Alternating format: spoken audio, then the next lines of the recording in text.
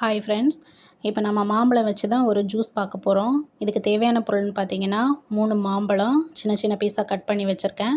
அது கூடவே 2 தேங்காய் சின்ன தேங்காய், அதனால் நான் 2 தேங்காய் எடுத்திருக்கேன்.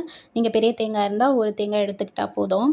இப்போ நான் அந்த தேங்காவை சின்ன சின்ன பீஸாக கட் பண்ணி மிக்ஸி ஜாரில் போட்டு அரைச்சி எடுத்துகிட்டு வந்து தேங்காய் பால் எடுத்து வச்சுருக்கேன். அது கூட இந்த மாம்பழத்தை மிக்ஸியில் போட்டு நல்லா ஃபைன் பேஸ்ட்டாக அரைச்சிட்டு வந்து நான் இந்த தேங்காய் பால் கூட கலந்து விட்டுக்கிறேன். அது கூடவே சின்ன சின்ன பீஸாக கட் பண்ணி வச்சுருக்க மாம்பழத்தையும் நான் இது கூடவே ஆட் பண்ணிக்கிறேன்.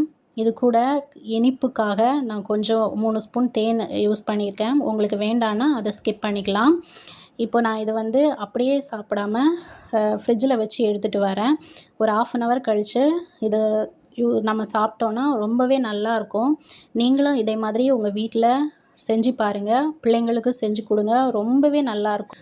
மாம்பழ சீசன் முடியும் முன்னாடி இதை நீங்கள் வந்து உங்கள் வீட்டில் ட்ரை பண்ணி பாருங்கள். இந்த ரெசிபி உங்களுக்கு பிடிச்சிருந்துச்சுன்னா லைக் பண்ணுங்கள், ஷேர் பண்ணுங்கள், கமெண்ட் பண்ணுங்கள்.